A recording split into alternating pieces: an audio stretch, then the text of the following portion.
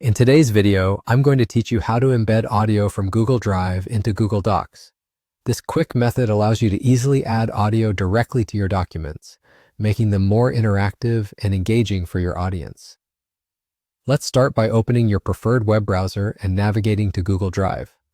Once you're there, locate the audio file you'd like to use. You should be able to find it in the list or use the search function if you have many files stored.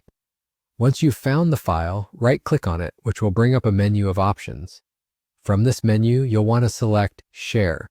This is a crucial step because it determines who can access your audio file. In the sharing settings, make sure to adjust the permissions to anyone with the link can view. This setting is important because it ensures that anyone who clicks the link in your Google Doc will be able to access the audio without any hassles. Once you've set the permissions correctly, you'll see a link generated specifically for sharing. Go ahead and copy this link because you'll need it for the next step. Now it's time to switch over to your Google Doc. Open the document where you want to add the audio and decide where you'd like the link to be placed. Once you've determined the perfect spot, highlight the text you'd like to turn into a clickable link.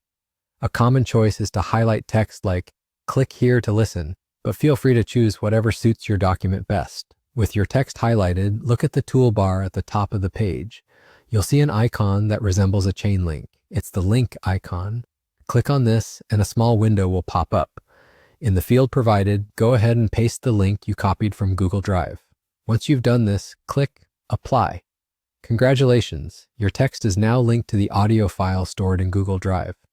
Whenever someone reads your document and clicks on the link, they will be taken directly to Google Drive, where they can play the audio file.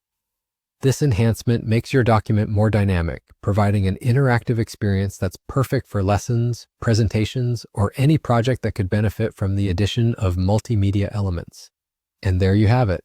You've successfully embedded an audio file into Google Docs, enhancing your document with just a few simple steps.